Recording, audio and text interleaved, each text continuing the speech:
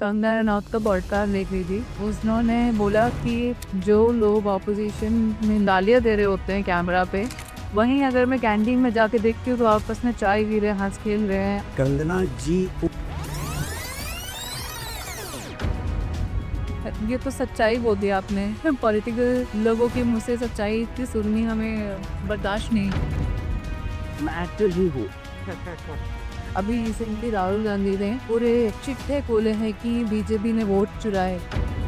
भारत का लोकतंत्र बहुत आई होप जो आप बोल रहे हैं वो सब सच हो। बीजेपी को माना गया है कि ये प्रो हिंदू है, एकदम मुस्लिम्स के अगेंस्ट जाती है। बहुत ही सिंपल थॉट प्रोसेस है बीजेपी का कि जो मेजॉरिटी पॉपुलेशन है, इमरजेंसी के बाद जो है 75 to 77 गिरफ्तारियां हुई, लोकतंत्र को रौंदा गया, लोगों में आक्रोश बढ़ा। बीजेपी ने राम मंदिर बनवाया अयोध्या में, तो फिर बीजेपी रॉन्ग पे क्यों हार गई?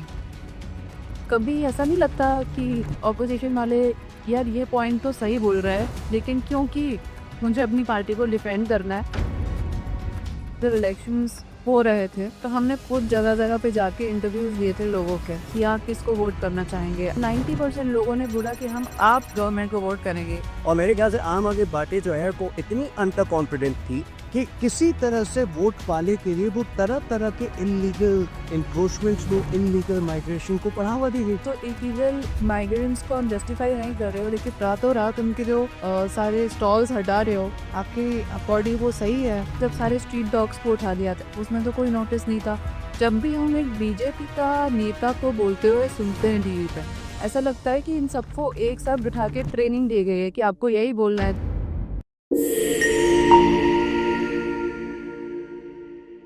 आज के गेस्ट एक ऐसे शख्स हैं जिन्होंने अपनी जर्नी लव स्टोरीज और थ्रिलर्स से लिखनी शुरू करी है, और आज वो इंडियन पॉलिटिक्स के सबसे फियरी स्पोक्सपर्सन में से एक हैं। आपने उन्हें बार बार टीवी पे डिबेट्स करते हुए तो सुना होगा, देखा होगा, जहां वो ऑपोजिशन के बड़े से बड़े दाव को अपने क्लैरिटी और शार्प आर्ग्यूमेंट से तोड़ देते हैं। लेकिन टीवी स्क्रीन से बाहर वो एक स्टोरी टेलर भी हैं, जिन्होंने भारत अनसंग फ्रीडम फाइटर्स की कहानी को अपनी किताबों के जरिए दुनिया के सामने रखा है। ऑथर, डिबेटर और अब बीजेपी के नेशनल स्पोक्सपर्सन, हमारे राष्ट्रीय प्रवक्ता, प्लीज वेलकम ऑन भविष्यवाणी, एक ऐसी आवाज जो पेन से लिखती भी है, माइक से गूंजती भी है। तो स्वागत करते हैं तुहीन जी का भविष्यवाणी। स्वागत। धन्यवाद धन्यवाद भविष्य जी। अभी मैं आपके बारे में पढ़ रही थी, मैंने देखा कि आपने लव स्टोरीज लिखी हुई हैं, ट्राइबल लोगों के बारे में लिखा हुआ है, तो एकदम से कहाँ आ गए आप? कैसे फील्ड में आ गए पॉलिटिक्स में? कैसे हुआ ये? Life is what happens when you keep planning. तो जब आप प्लान करती हैं बहुत सारी चीजें नहीं होती है, लेकिन जब मन में कल्पना होती है तो बहुत सारी चीजों के बीच बहुत सारी और चीजें भी हो जाती हाँ। हैं। तो 2006 में मेरी पहली पुस्तक आई थी, दैट जी। Thing called love. It was a complex relationship story set in a urban metro Mumbai हाँ हाँ हाँ हाँ। में केंद्रित थी कहानी।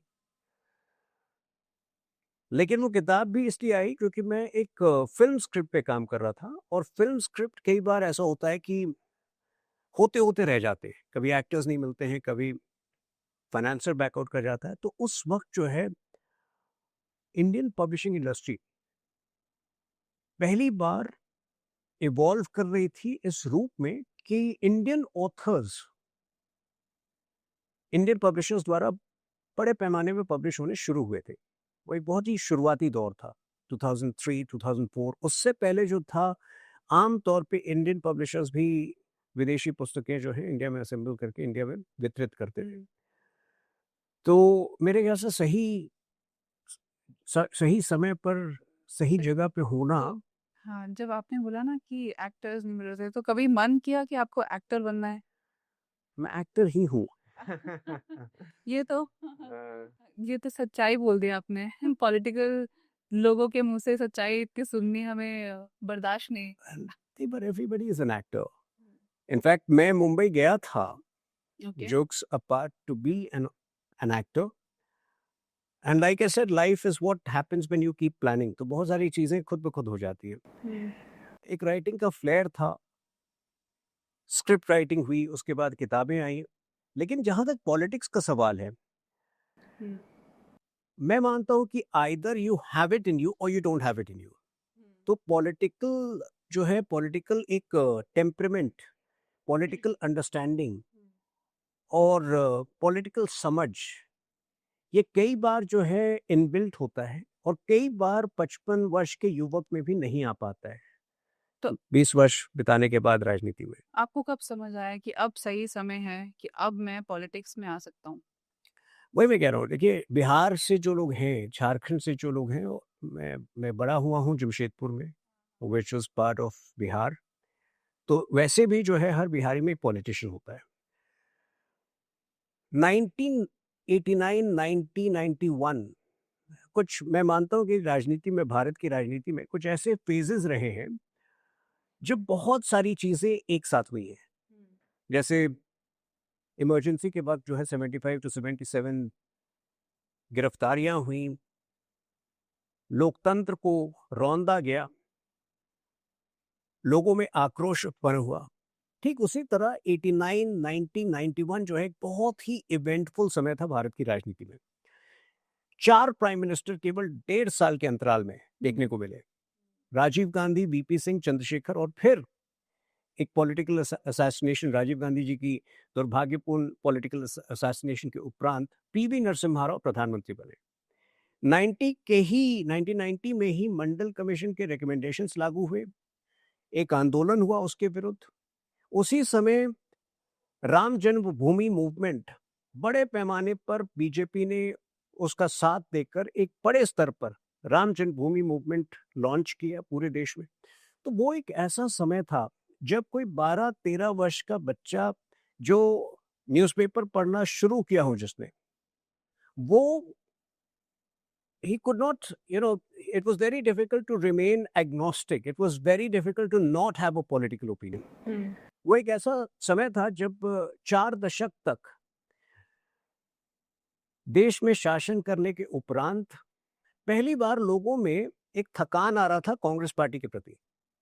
लोग सवाल पूछ रहे थे कि ये जो 40 वर्ष कांग्रेस पार्टी ने राज किया है, देश पर शासन किया है, has it been worth it? क्या देश सही दिशा में जा रहा है?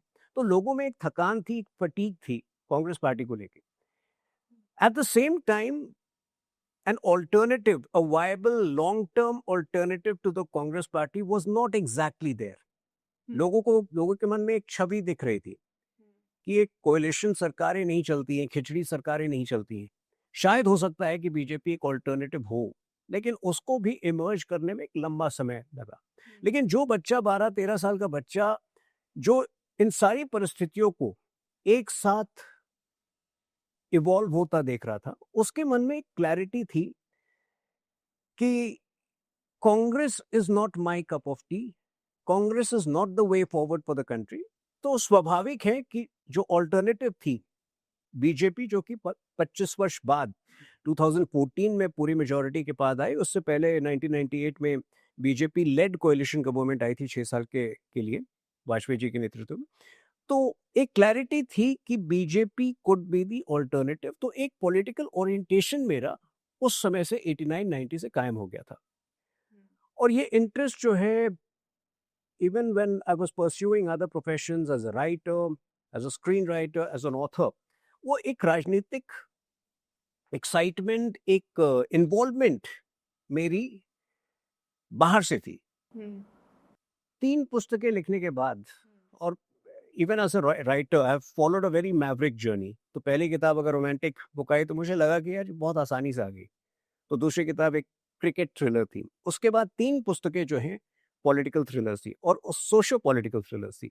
एक उसमें एक वेमेन के एक महिला के पॉइंट ऑफ व्यू से थी, जिसकी बिहार में उन दिनों जब लालू यादव की सरकार थी और पूरी तरह से कानून व्यवस्था ठप होती थी, तो एक महिला का रेप हुआ था। उस दुखद इंसिडेंट से इंस्पायर होकर किताब आई थी, जिसमें उस महिला का जीवन बहुत ही अजीबोगरीब तरीके से बदल जाता है।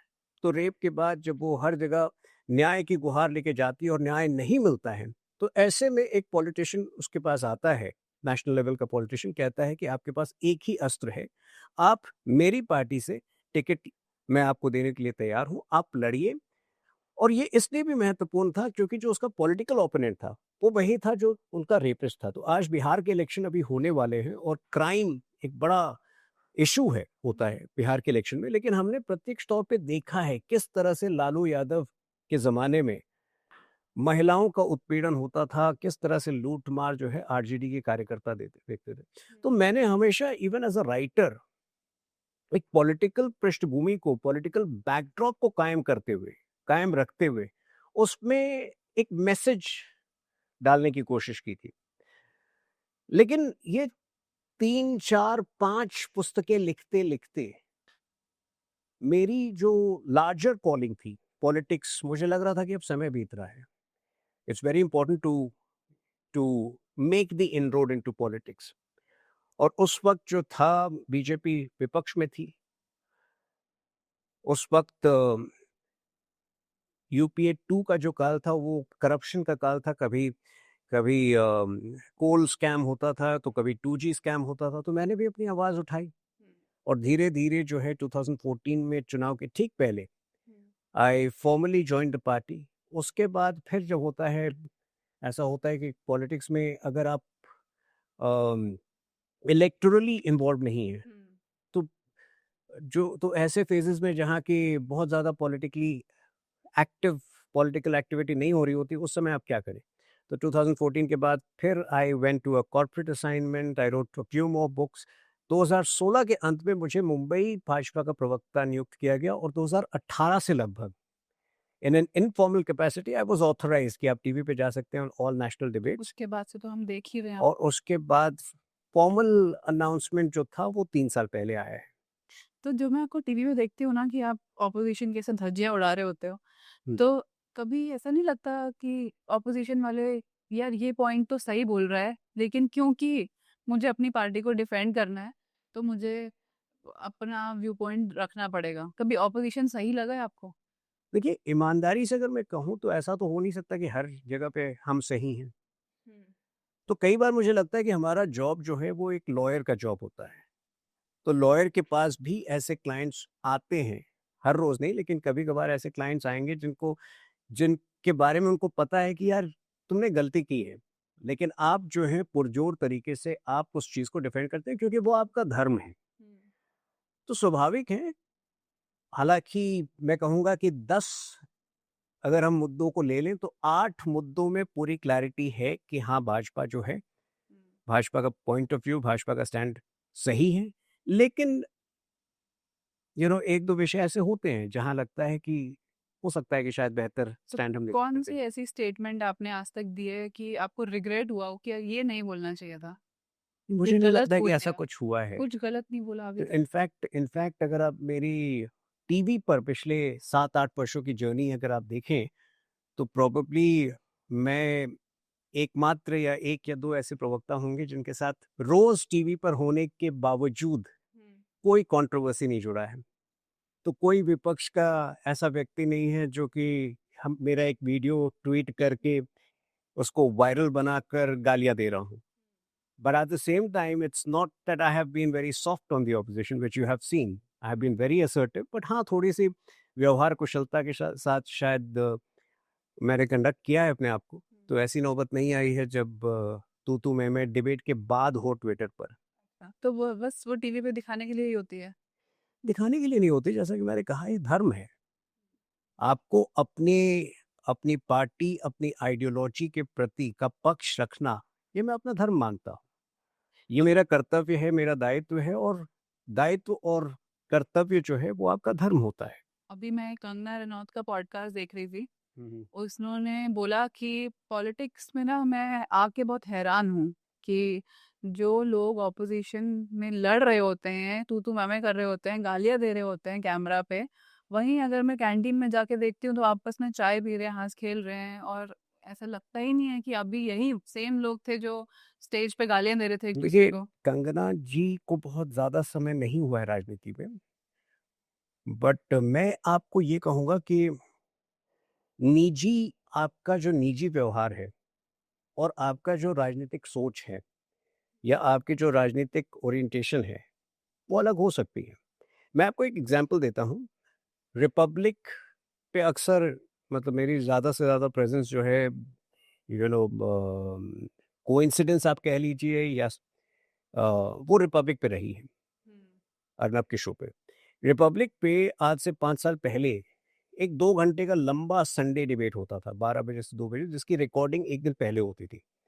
और रिकॉर्डिंग जो है चूंकि वो लाइव सारे प्रवक्ता को स्टूडियो में होना होता था, तो 4 बीजेपी के साइड से, 4 मतलब एनडीए के साइड से, बीजेपी हो गया, जेडीयू हो गया, उस वक्त शिवसेना भी हमारे साथ थी, उद्धव वाली शिवसेना, तो हम 3-4 हो गए और दूसरे साइड के 3-4 लोग होते थे।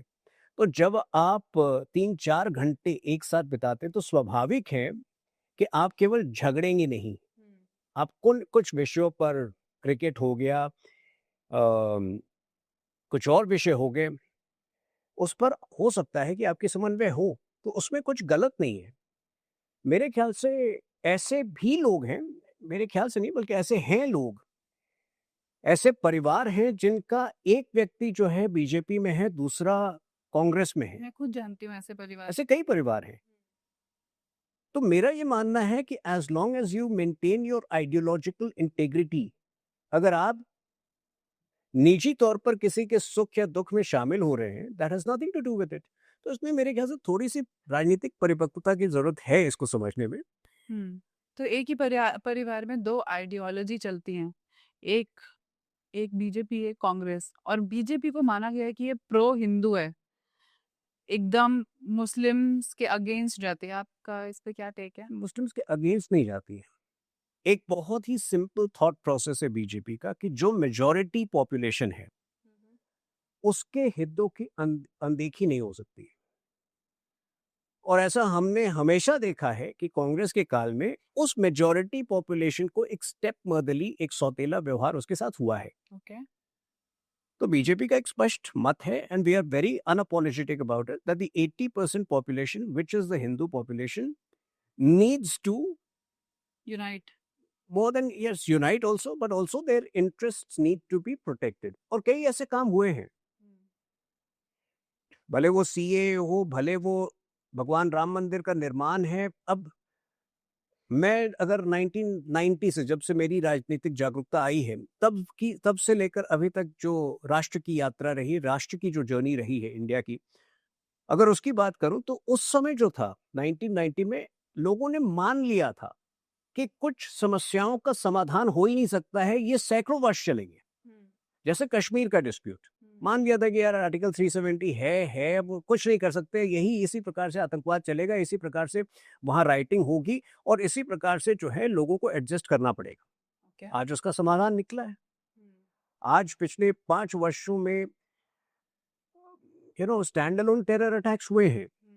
अभी अभी जो टेरर अटैक हुआ है उसमें कश्मीर में, ऑपरेशन सिंदूर जो हमारा चला था, उसमें क्या रोल था बीजेपी का? बीजेपी का नहीं, तो सरकार ने निर्णय लिया कि ऑपरेशन सिंदूर करना है। और हमने 20 लोग उसमें मरे ऑपरेशन से, और ये उस टेरर अटैक में, और 20 लोग की वजह से हमने कितने हजारों परिवार खो दिए। उसके बाद जो वॉर चली, तो आपको लगता है कि ये वॉर होना जरूरी था? कितने हजार परिवार, कौन? कितने सारे हमारे फ्रीडम फाइटर सोल्जर्स मारे गए उसके बाद। नहीं, हमें कोई क्षति नहीं पहुंची। हमारे ऑपरेशन सिंदूर के दौरान ये राहुल गांधी को लगता है कि हमारे कुछ विमान गिरे हैं, और अगर विमान गिरे भी हैं तो भी आर्मी ने स्पष्ट तौर पर, जो डीजीएमओ का प्रेस कॉन्फ्रेंस था उसमें ये स्पष्ट किया था कि there is no human casualty. And I would trust DGMO's press conference, which happened on 9th or 10th May, immediately after the operation was halted. देखिए, पॉइंट है कि वहां 100 से ऊपर आतंकवादी पाकिस्तान के मारे गए, और ये आतंकवादी 1993 से मुंबई टेरर अटैक से लेकर अब तक पिछले 32 वर्षों में पता नहीं कितने लोगों को इन्होंने भारत में मारा था। कांदाहार का हाईजैक जो 1999 के अंत में हुआ था, उसके आतंकवादी को, उसमें शामिल आतंकवादी को यदि अब मारा जाता है 25 वर्ष बाद, तो कितना बड़ा क्लोजर है उन फैमिलीज के लिए जिन्होंने मान लिया था कि अब कुछ नहीं हो सकता, हमें इस दुख के साथ जीना है कि जो हमारे परिवार का हत्यारा है उसको खुली छूट मिलेगी, उसका कुछ नहीं हो सकता। ये प्रमाण है कि 100 से ऊपर टेररिस्ट पाकिस्तान के अंदर मारे गए। मेरे ख्याल से ये तो अद्वितीय है, ये तो अप्रत्याशित है और ऐसा कभी हमने कल्पना नहीं की थी। तो मेरे ख्याल से ऑपरेशन सिंदूर जो है दैट वाज मच नीडेड। और अगर ऑपरेशन सिंदूर की तुलना आप जो अभी जिस प्रकार से हमने ऑपरेशन सिंदूर के जरिए रिस्पॉन्ड किया पाकिस्तान के पहलगाम टेरर अटैक का, अगर यही 2008 में होता 26/11 के बाद, तो शायद आज पाकिस्तान की इतनी हिम्मत नहीं होती कि दोबारा वो आतंकवादी गतिविधियों को अंजाम दे। पर हमने वो युग भी देखा है 2005 से 2008 के बीच, जब लगभग औसतन जो है हर 40 दिन में, हर 40 दिन पर देश के अलग अलग भागों में, अहमदाबाद से लेकर जयपुर से लेकर हैदराबाद से लेकर गुवाहाटी तक, कोई ऐसे शहर नहीं थे जहां टेरर अटैक्स नहीं हुए थे। और हमारा रिस्पांस क्या होता था? हम यूएस को कंप्लेन कर देते कि Pakistan has perpetrated these attacks, can you talk to Pakistan. आज हम पहले जवाब देते हैं, उसके बाद बातचीत करते हैं। आज हम स्पष्ट तौर पे कहते हैं कि किसी थर्ड पार्टी की मध्यस्थता की जरूरत नहीं है, इंटरवेंशन की जरूरत नहीं है, हम अपने दुश्मनों को का हिसाब चुका सकते हैं। ये बहुत बड़ा अंतर है मुझे लगता है। लेकिन फिर भी जब हम यूएस को ऐसा जवाब देते हैं, तो आपको नहीं लगता थोड़ा यूएस हमसे ज़्यादा पावरफुल है?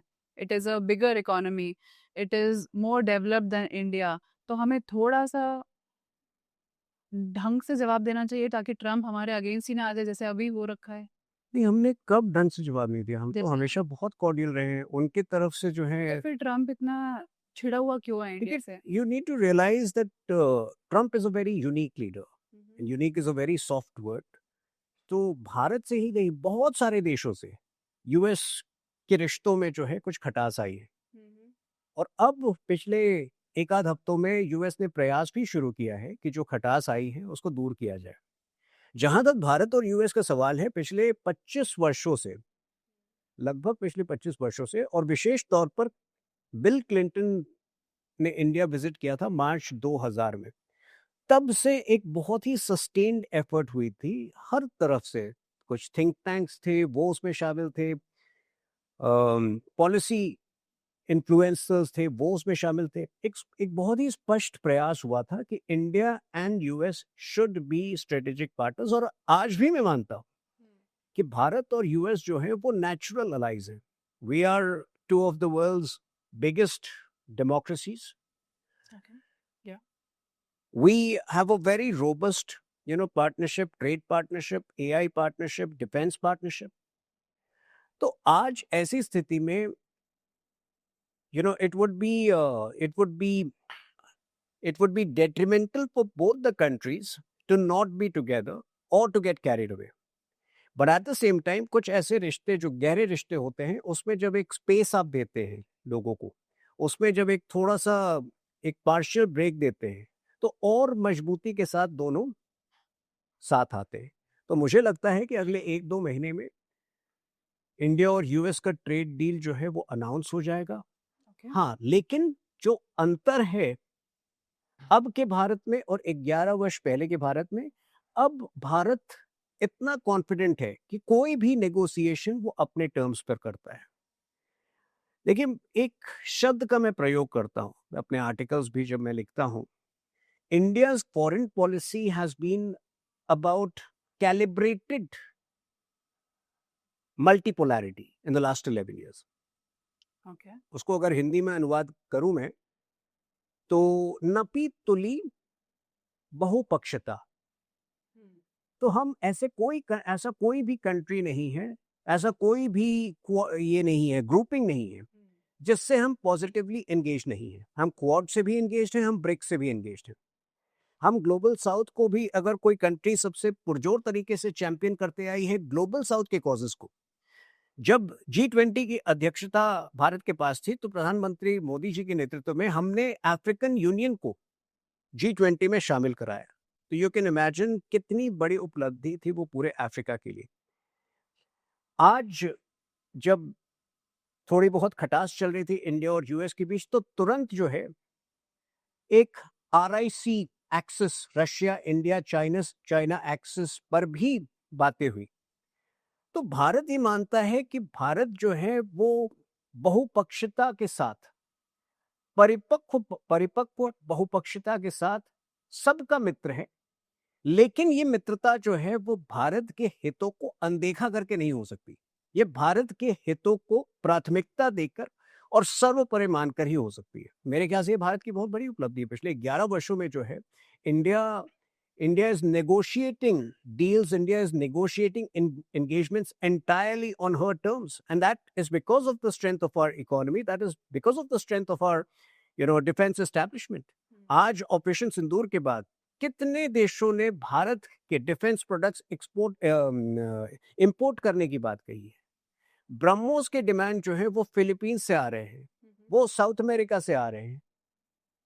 आज से 11 वर्ष पहले हम पूरी तरह से एक डिफेंस इंपोर्टिंग कंट्री थे। आज जो हमारे मेन डिफेंस मैन्युफैक्चरर्स हैं, भले वो HAL हो या वो BEL हो, ऐसे कंपनीज के ऑर्डर बुक्स जो हैं वो 2-2 साल के लिए, मतलब उनके ऑर्डर बुक्स अगले 2 साल के लिए भरे पड़े।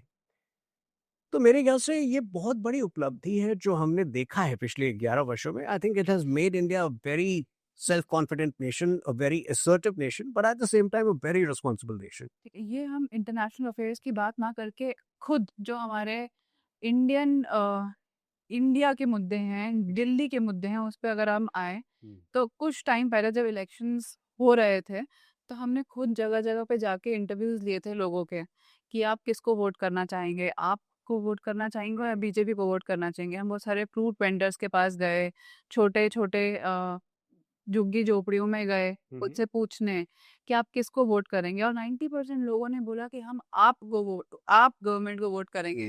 तो उसका जब रीजन पूछा गया तो उन्होंने बोला कि अगर बीजेपी आई तो हमारे जितने भी स्टॉल्स हैं ना वो सारे हटवा देंगे, हम बेरोजगार हो जाएंगे, हम अपने फ्रूट्स बेच नहीं पाएंगे, हम जो अभी हम चैन से जी पा रहे हैं आप गवर्नमेंट की वजह से वो नहीं जी पाएंगे।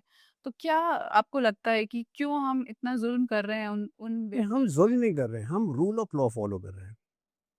देखिए, देश जो है वो कानून से चलता है। एक अनुशासित समाज से ही हम आगे बढ़ सकते हैं। क्या हम एनक्रोचमेंट्स को जस्टिफाई कर सकते हैं? हाँ, यहाँ पर एक एक मानवीय एलिमेंट है इस पूरे इसमें कि जब एक बार एनक्रोचमेंट्स हो गए हैं, जब इल्लीगल सेटलमेंट्स हो गए हैं, तो क्या उन इल्लीगल सेटलमेंट्स को रातों-रात उखाड़ना जो है, वो सही है या नहीं? निश्चित रूप से ये विषय उठता है। लेकिन मूल तौर पर क्या एनक्रोचमेंट्स को जस्टिफाई किया जा सकता है? ये बड़ा विषय है। और मेरे ख्याल से आम आदमी पार्टी जो है वो इतनी अंडर कॉन्फिडेंट थी कि किसी तरह से वोट पाने के लिए वो तरह-तरह के इल्लीगल एन्क्रोचमेंट्स को, इल्लीगल माइग्रेशन को बढ़ावा दे रही थी। देखिए, एक चीज़ आपको समझना होगा कि बीजेपी में एक नेशन फर्स्ट अप्रोच है। भले एक इंडिविजुअल लेवल पर कोई कोई नेता किस हद तक उस अप्रोच को फॉलो कर पाता है, नहीं कर पाता है, ये अलग विषय है। लेकिन जहाँ तक फिलॉसफी की बात है, हम अगले 20 वर्ष, अगले 30 वर्ष के भारत की कल्पना कर रहे हैं। और वहाँ पर जो है रूल ऑफ लॉ बहुत इंपॉर्टेंट हो जाता है। इल्लीगल माइग्रेशन, इल्लीगल एन्क्रोचमेंट्स को जस्टिफाई नहीं किया जा सकता है और उनके खिलाफ जो है एक्शन होनी चाहिए। ये हमारा मानना है। तो इलीगल माइग्रेंट्स को आप जस्टिफाई नहीं कर रहे हो लेकिन रातों रात उनके जो सारे स्टॉल्स हटा रहे हो, आपके अकॉर्डिंग वो सही है? उनको कोई ऑल्टरनेटिव नहीं मिल रहा, वो अब रोड पे आ गए हैं, उन्हें समझ नहीं आ रहा कि हम आप पैसे कैसे कमाएं? मुझे लगता है कि कई या तो बार कुछ टाइम नहीं देना एक चाहिए उन्हें? एक मीडिया जो है वो पूरी तरह जो है कुछ सेंसेशनल स्टोरी पकड़ने के लिए कई बार वो तह तक नहीं जाती है। कोई भी चीज़ रातों-रात नहीं होती है। जब पहली नोटिस आती है तब लोगों ने इग्नोर किया कि नहीं ये तो चलता जा रहा है, क्या हो जाएगा, नोटिस ही आई है ना। सेकंड नोटिस जाती है कि अगले 14 दिन में आप उठा लीजिए इंस्टॉल्स को, तब भी एक्शन नहीं होता है। और उसके बाद तीसरे चौथे बार अगर एक्शन हो जाए तो उसके लिए आप कब तक सरकार को ब्लेम करती रहेंगी? मेरे ख्याल से मैं वही कह रहा हूँ कि अनुशासित समाज देश में बहुत ज़रूरी है। अगर अन्य पार्टियों ने ये तय किया कि वोट पाने के लिए, वोट बैंक की राजनीति के लिए इस देश में कोई अनुशासन नहीं होना चाहिए, कोई भी कहीं पर आकर रहे, कोई भी किसी भी ज़मीन को एक्वायर कर ले, तो मेरे ख्याल से ये तो सोच ही गलत थी ना। वक़्फ़ में हमने यही देखा, अगर वक़्फ़ अमेंडमेंट एक्ट की ज़रूरत क्यों पड़ी? वक़्फ़ एक्ट में कुछ ऐसे प्रोविजंस थे ऐसे भयावह प्रोविजंस थे कि the Waqf board if it deemed, जो सेक्शन 40 जो हटाया हमने 1995 में इंसर्ट किया गया था कि if the Waqf board deems a certain land as belonging to Waqf, as you know, belonging to Waqf property, it has every right to acquire that land. Okay. और बहुत ज़्यादा जो है जुडिशियल सिस्टम कुछ कर नहीं पाता, क्योंकि जो जो आर्बिट्रेशन बोर्ड्स थे दे वर स्क्यूड इन फेवर ऑफ वक्फ. तो ये इंक्रोचमेंट्स, ये इलीगल माइग्रेंट्स को बसाने का काम मुझे लगता है कि ये देश को खतरे में डाल रहा है, और इसके खिलाफ सारी पार्टियों को एक मत में एक स्टैंड लेना चाहिए. ठीक है, जब आप बोलते हो कि आप एक नोटिस आया नहीं माने, दूसरा नोटिस आया नहीं माने, लेकिन अभी रिसेंटली एक मुद्दा आया था जब सारे स्ट्रीट डॉग्स को उठा दिया था, उसमें तो कोई नोटिस नहीं था. नहीं, वो तो रातों रात तो कोर्ट रूलिंग पे निकाल हुआ था ना, वो तो कोर्ट रूलिंग पर हुआ, और कोर्ट ने अपना रूलिंग. बट इसमें बीजेपी का कोई हाथ नहीं था, सिर्फ कोर्ट का हाथ था.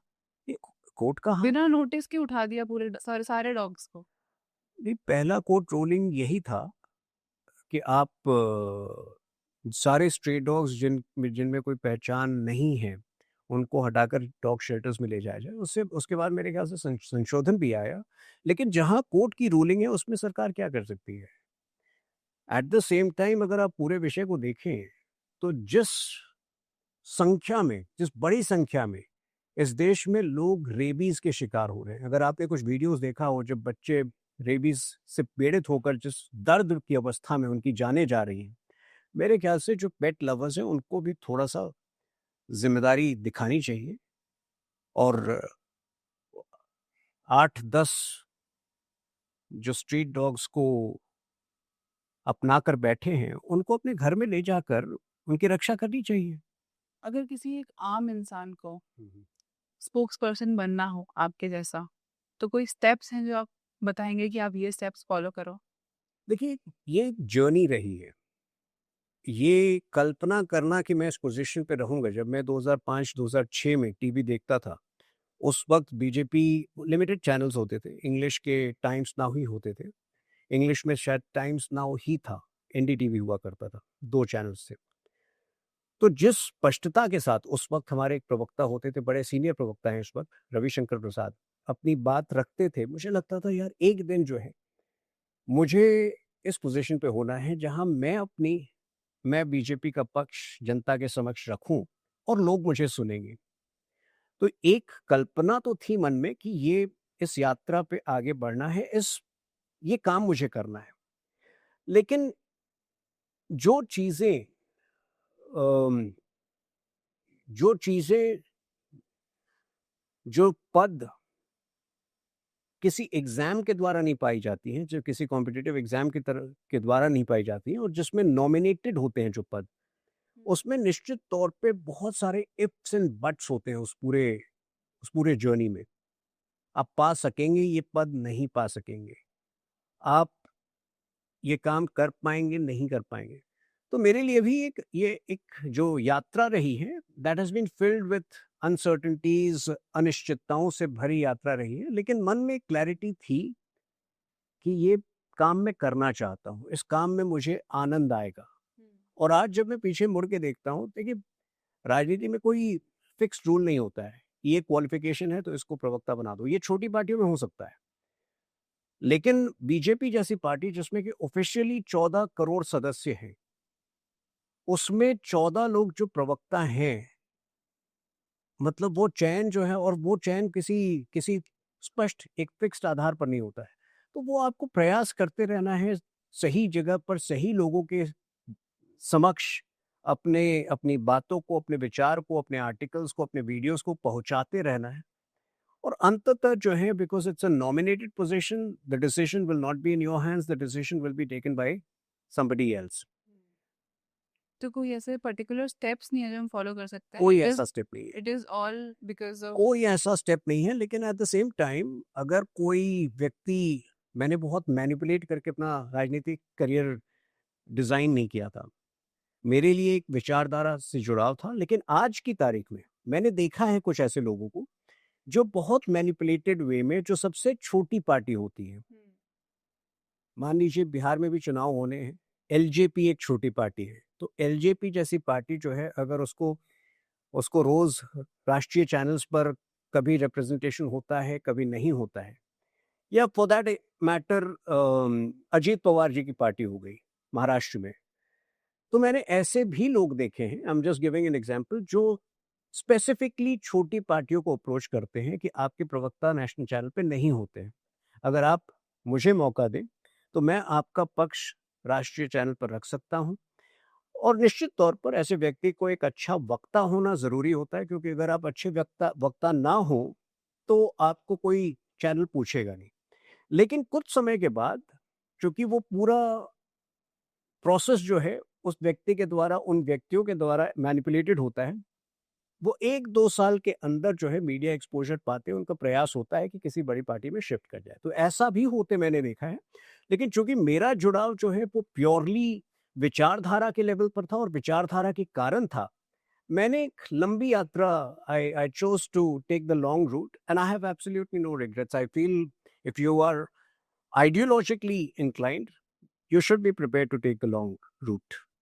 तो इन शॉर्ट कि स्पोक्स पर्सन बनते कैसे हैं, वो आपका राइट जगह पे, राइट टाइम पे, राइट बंदे के साथ होना ज़रूरी है, या फिर हमें संघर्ष करते रहिए। नेटवर्क बनाते रहिए मे बी? नेटवर्क से ज़्यादा देखिए, it's like you wanting to become an artist. जब आप कमर्शियल और आर्टिस्ट के तौर पर संघर्ष करते हैं, एक्टर बनने के लिए या म्यूजिशियन बनने के लिए या फिल्म डायरेक्टर बनने के लिए, तो आपको अपनी प्रोफाइल, आपकी क्षमताओं को बार-बार सही व्यक्ति के पास पहुँचाना पड़ता है। तो इसमें कोई भी जो पद कॉम्पिटिटिव एग्जाम के आधार पर नहीं होता है, कोई भी पद, कोई भी फ्रीलांस असाइनमेंट जो कॉम्पिटिटिव एग्जाम के आधार पर नहीं होता है और जिसमें एक नॉमिनेशन का फैक्टर होता है कि दूसरे व्यक्ति को ये तय करना है कि आप उस पद के लिए उचित हैं या नहीं, उसमें निश्चित रूप से निजी संघर्ष बहुत ज़्यादा होता है।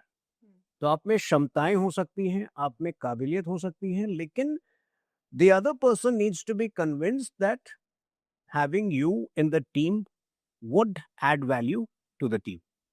ठीक है, ये बनना कैसे है, लेकिन एक स्पोक्स पर्सन का काम क्या होता है? क्योंकि अभी तक संवाद। जो, हाँ, क्योंकि अभी जिस तक प्रकार से मैं आपसे संवाद कर रहा हूँ, देखिए, स्पोक्स पर्सन का काम बड़ा इंटरेस्टिंग भी होता है, बड़ा वाइड स्प्रेड भी होता है।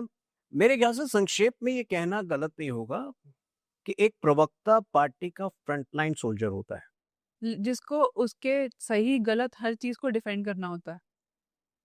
जी। चाहे कोई चीज़ बीजेपी से गलत भी हो गई है, ज़्यादा गलतियाँ होती नहीं है हमसे।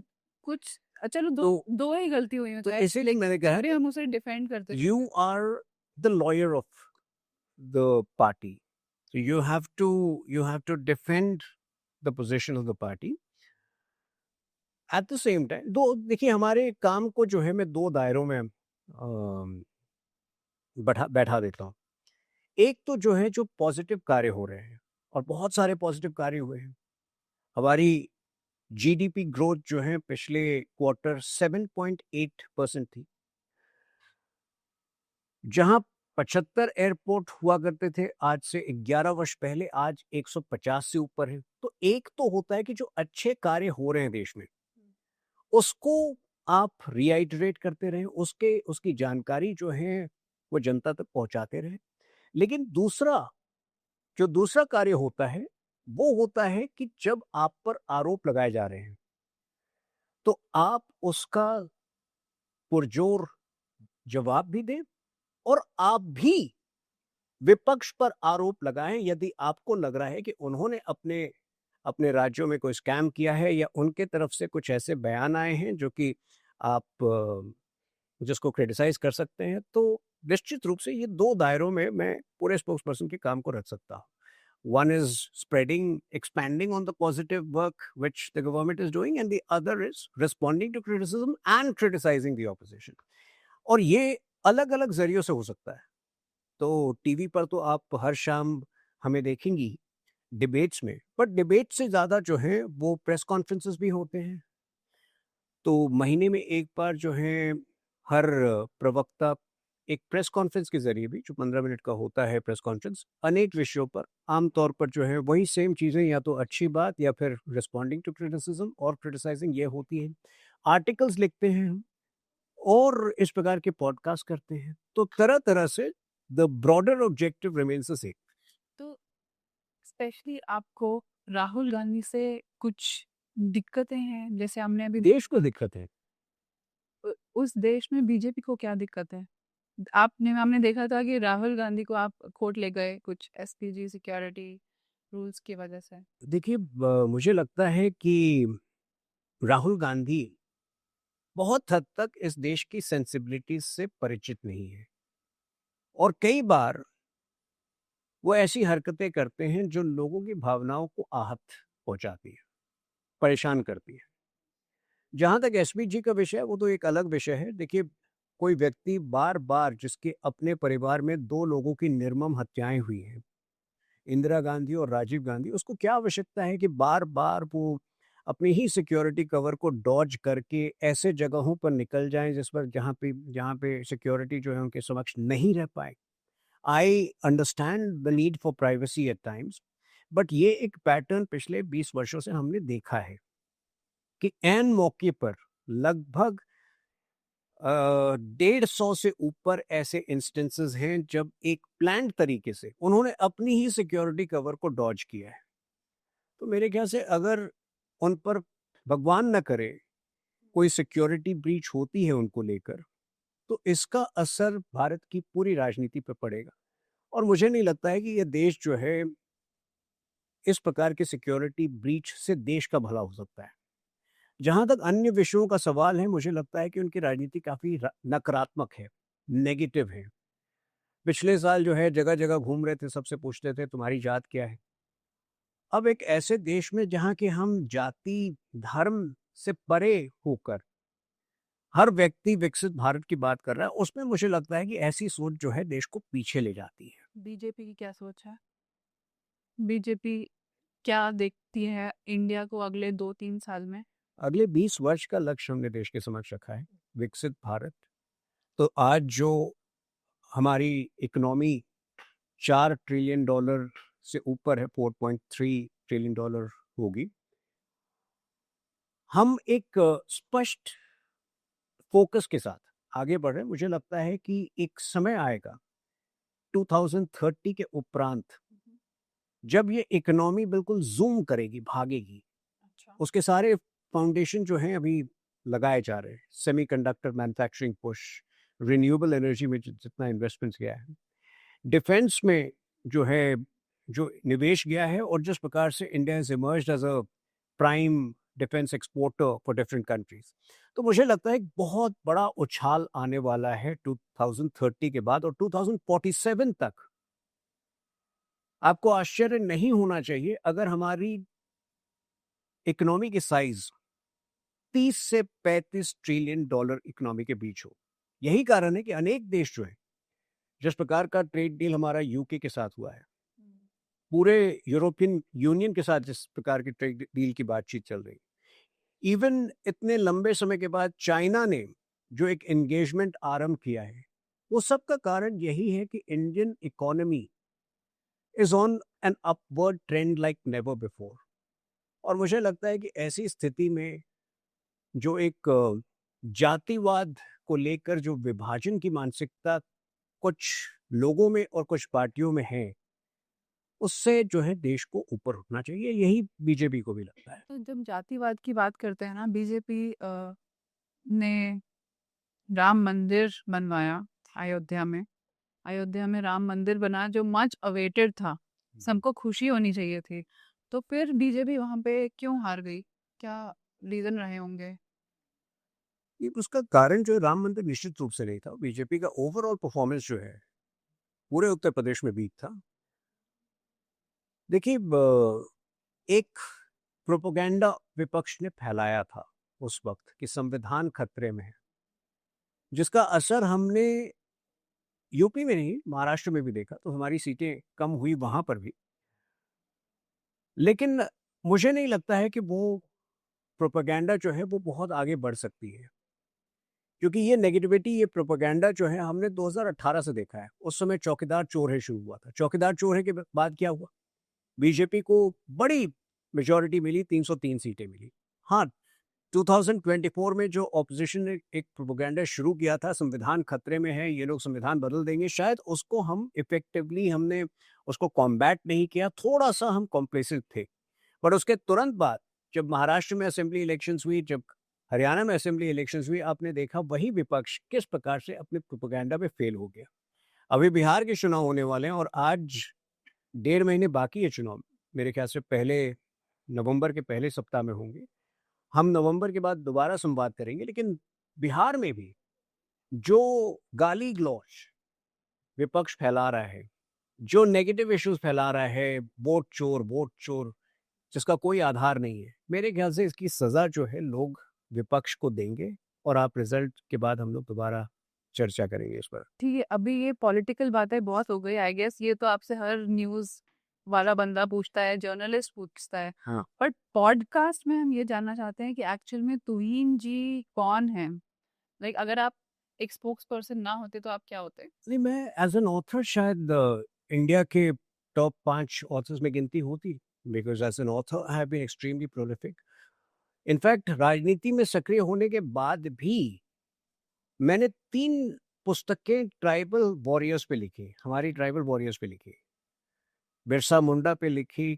तो मुझे लगता है कि writing as a story teller I have always been very passionate, और अगर राजनीति में नहीं होता तो आज किताबें लिख रहा होता, नई-नई किताबें, नए-नए विषय, नए-नए टॉपिक्स को तराश कर जो है रीडर्स के समक्ष नई किताबें प्रस्तुत कर रहा तो होता। अभी आपके दिमाग में कुछ किताब का आइडिया है जो नेक्स्ट हम सोच सकते हैं कि हम? देखिए, अभी पिछले कुछ वर्षों में ऐसा हुआ है कि मेरी राइटिंग और मेरी राजनीति के बीच एक समन्वय कायम हुआ है। तो मैं वही विषय ले रहा हूँ जो कि लार्जर सोशियो पॉलिटिकल नैरेटिव में बैठ रही हो देश के और पार्टी के। तो मुझे लगता है ये बहुत एक्साइटिंग फेज है जियो पॉलिटिक्स के लिए। भारत की जो स्ट्रेटेजिक टाई अप्स हैं, जो स्ट्रेटेजिक इक्वेशंस हैं बहुत सारे अलग अलग कंट्रीज के साथ, वो भारत की जो ऑनवर्ड जर्नी है उसमें एक बहुत इंपॉर्टेंट रोल प्ले कर रही है। तो एक कॉन्सेप्ट है मेरे दिमाग में, अम, जो कि अब तक जितनी किताबें मैंने लिखी हैं उससे बहुत अलग होंगी।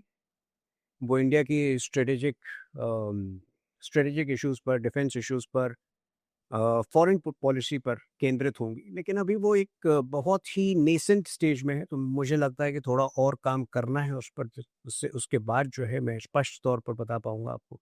अच्छा, एक और चीज़ जो मेरे ख्याल में आ रही है, पॉलिटिक्स से ही रिलेटेड है। जब भी हम एक बीजेपी का नेता को बोलते हुए सुनते हैं टीवी पे, हर एक का जो जवाब होता है या बोलने का तरीका होता है या फिर जो उनके व्यू पॉइंट्स होते हैं बहुत कॉमन दिखते हैं। जो ऐसा लगता है कि इन सबको एक साथ बिठा के ट्रेनिंग दी गई है कि आपको यही बोलना है। जब भी आपको कोई कैमरा वाला पूछे कि क्या बोलना है, आपको यही बोलना है। ऐसे कोई ट्रेनिंग होती है क्या बैक एंड पे चलती? ट्रेनिंग ट्रेनिंग तो देखिए किसी भी पार्टी के लिए इम्पोर्टेंट होती है, लेकिन जो पार्टी विचारधारा में रूटेड होती है, और मैं ये केवल इंडिया के संदर्भ में नहीं कह रहा हूँ, वर्ल्ड वाइड अगर आप देखें तो एक सो कॉल्ड राइट विंग होता है। राइट विंग जो होता है वो हमेशा थोड़ा कंजर्वेटिव होता है, थोड़ा सा उसकी जो पूरी ओरिएंटेशन होती है वो नेशन फर्स्ट की होती है। तो यूएस में भी जो है रिपब्लिकन पार्टी जो है, शायद आपको ज्यादा एकाग्रता के साथ रिपब्लिकन पार्टी के लोग जो है एक विचारधारा को एस्पाउस करते हुए उस विषय पर बोलते हुए आपको शायद नजर आएंगे। यूके में भी वही होगा। और तो हर लोकतंत्र में मुझे लगता है जो कंजर्वेटिव पार्टी होती है, रिलेटिवली कंजर्वेटिव पार्टी होती है, जो कि यू नो राइट विंगर कहलाती है, और जो कि देश की प्राचीन मूल्यों को दोबारा से उजागर करना चाहती है, उसके समर्थक और उसके कार्यकर्ता जो हैं वो एक विचारधारा में बात करते हैं। और हमारे इश्यूज भी बहुत क्लियर दशकों से रहे हैं और बहुत कंसिस्टेंट रहे हैं। आज से 40 साल पहले 86-87 में हमने पहली बार कहा था कि राम मंदिर बनना चाहिए, और वो हमने करके दिखाया। हमने दशकों पहले कहा था कि आर्टिकल 370 को निरस्त किया जाना चाहिए, वो हमने करके दिखाया। हमने बहुत पहले कहा था सीए देश में आना चाहिए, वो करके दिखाया। तो वो जब आइडियोलॉजिकल क्लैरिटी हर कार्यकर्ता में होगी तो निश्चित रूप से उनकी वाणी भी एक हो। और ये आइडियोलॉजी बनाता कौन है? मोदी जी खुद? नहीं, मोदी जी का इसमें अगर आप बीजेपी का अध्ययन करें तो ये दयाल उपाध्याय जी के समय से आ रहा है। भारतीय जनता पार्टी की स्थापना 1980 में हुई थी, लेकिन भारतीय जनता पार्टी की एक प्रीसीडिंग एक पेरेंट पार्टी हुआ करती थी, भारतीय जनसंघ, जिसकी स्थापना 1950-51 में हुई थी। तो श्यामा प्रसाद मुखर्जी इसके संस्थापक थे और श्यामा प्रसाद मुखर्जी जी की मृत्यु भी बहुत ही संदिग्ध हालात में कश्मीर में हुई थी, क्योंकि वो श्रीनगर जाके भारत का झंडा फहराना चाहते थे। तो उस वक्त स्थिति इतनी विकट थी कि कोई कश्मीर में दृढ़ता के साथ भारतीय आइडेंटिटी को भी असर्ट नहीं कर पाता था कि कश्मीर जो है भारत का अभिन्न हिस्सा है। तो जब किसी पार्टी की विचारधारा इतने स्पष्ट रूप से अपने संस्थापक से आए, जिसने अपने प्राण की ही आहुति दे दी उस कार्य को स्थापित करने के लिए, जिसके लिए वो जो उन्होंने पार्टी में शामिल किया था, पार्टी की विचारधारा में शामिल किया था, तो स्वाभाविक है कि ये विचारधारा दशकों से आ रही है। दीनदयाल उपाध्याय जी जनसंघ के अध्यक्ष थे 1960s में, अर्ली 1960s में। उनका कॉन्सेप्ट था इंटीग्रल ह्यूमनिज्म का और अंत्योदय का। अंत्योदय का अर्थ है कि द लास्ट पर्सन, कतार में खड़ा हुआ आखिरी व्यक्ति को रिसोर्सेज का लाभ सबसे पहले मिलना चाहिए। ये उन्होंने अर्ली 1960s में ये कॉन्सेप्ट दिया था। लेकिन हमने इसको साकार किया डिजिटल टेक्नोलॉजी के जरिए, डायरेक्ट बेनिफिट ट्रांसफर, जो कि जनधन, आधार, मोबाइल, जैम ट्रिनिटी पर बेस्ड है। पिछले 11 वर्षों में डायरेक्ट बेनिफिट ट्रांसफर के जरिए देश के गरीबों के हाथ में कम से कम 40 लाख करोड़ डायरेक्टली गए हैं, उनके अकाउंट्स में ट्रांसफर हुए।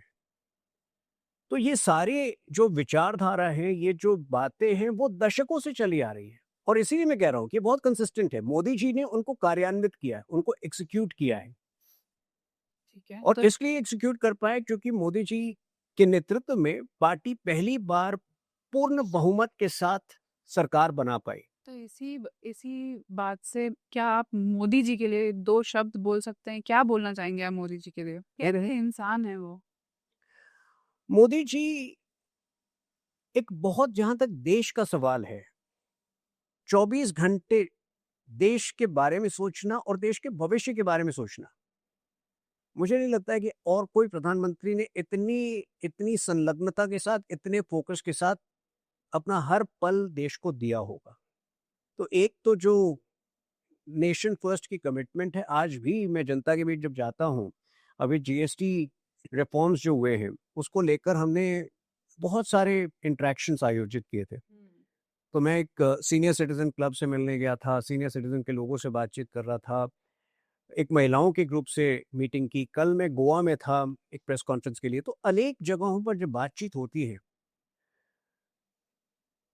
It is very impressive to see the way senior citizens connect with him, with prime minister Modi. उनको लगता है कि पिछले 70 वर्षों में ऐसा कोई व्यक्ति नहीं रहा है जो कि 24 घंटे केवल और केवल देश के बारे में सोचा। तो एक तो ये खूबी है उनकी। दूसरा, जो उनकी छवि है उसके बिल्कुल विपरीत एक जो टफ एक्सटीरियर है, मुझे लगता है कि बहुत ही संवेदनशील, बहुत ही कोमल व्यक्ति है। मैं उनसे 2 बार निजी तौर पर मिला हूं और दोनों बार मुझे लगा है कि जो उनकी जो एक पर्सनल अटेंशन है टू डिटेल्स, इतने व्यस्त होने के बावजूद उनको पता होता है कि आपने किसी एक फलाने डिबेट में ये गलती की थी या आपने ये सही कहा था। अच्छा।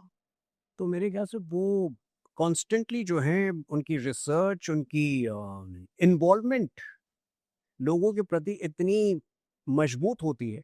यही कारण है शायद कि 11 वर्ष के उपरांत भी जो है इज ओनली ग्रोइंग स्ट्रॉन्गर। जी। मतलब मैं इनफैक्ट पर्सनली मैं काफ़ी बड़ी फ़ैन हूँ मोदी जी की।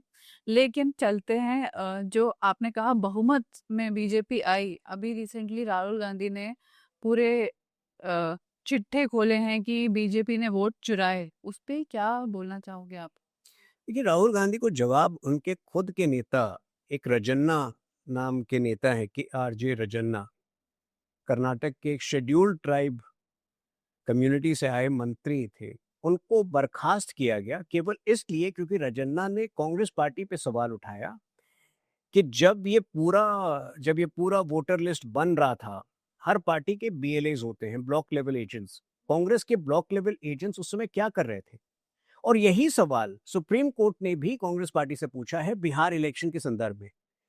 सुप्रीम कोर्ट ने बल्कि बल्कि पूरी काउंटिंग के साथ, गिनती के साथ बताया कि आपके इतने ब्लॉक लेवल एजेंट्स हैं, अगर ये सब प्रोसेस में जुट जाएं तो 5 या 6 दिन में सारी जो है लिस्ट क्लियर हो सकते हैं, सारे वेरिफिकेशन प्रोसेस क्लियर हो सकते हैं। जो आप आरोप लगा रहे हैं कि इतने लोगों के नाम हटाए गए, इतने लोग, तो मेरे ख्याल से राहुल गांधी की मंशा बहुत खुराफाती है।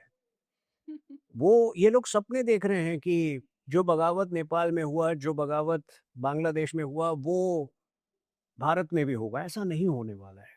भारत का लोकतंत्र इतना मजबूत है कि 1975 से लेकर 77 तक जब इमरजेंसी इम्पोज हुई थी, उस वक्त भी लोगों ने प्रोटेस्ट किया था।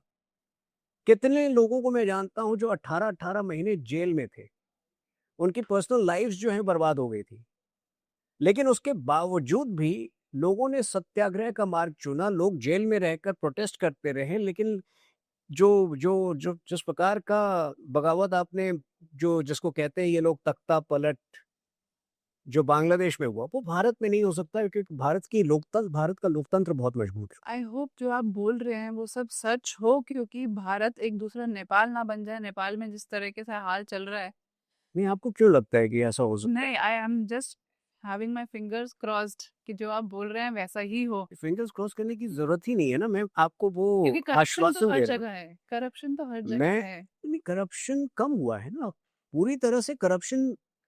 देखिए, पर्सनल लाइफ में भी कोई आदमी करप्ट हो सकता है, जहां सरकार इन्वॉल्व ही नहीं हो सकता है कि कोई आपका स्टाफ हो जो हर वक्त एक्सपेक्ट कर रहा हो कि आप जो है थोड़ा एक्स्ट्रा उसको पे कर दें हर काम के लिए जो है।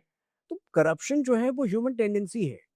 At the institutional level corruption केवल और केवल कम हुआ है पिछले 11 वर्षों में।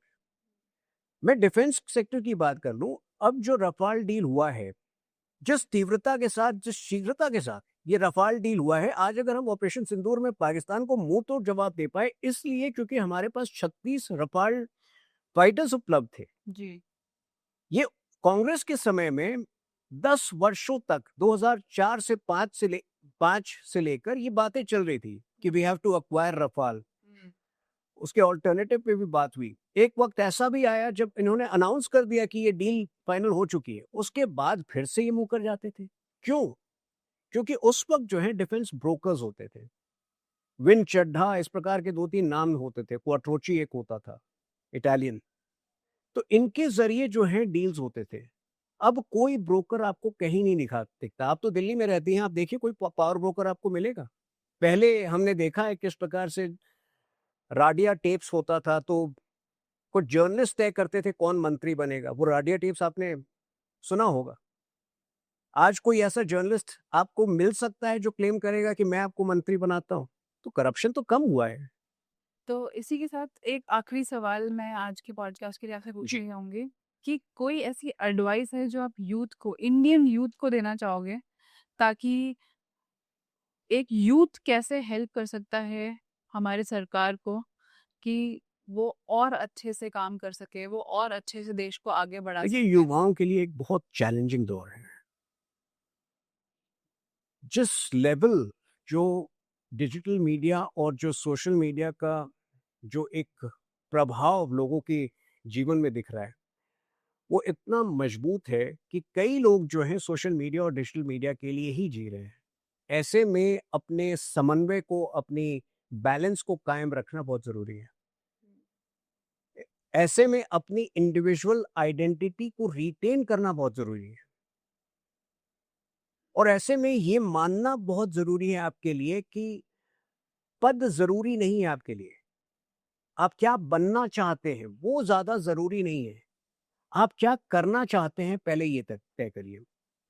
अगर जो आप करना चाहते हैं लाइफ में, आप उस पैशन को परस्यू करेंगे, तो निश्चित रूप से आपको पद भी मिलेंगे, आपको लोकप्रियता भी मिलेगी। लेकिन अगर आप उस पैशन को परस्यू नहीं करेंगे, तो आप एक मी टू या एक फॉलोअर बन के रहेंगे।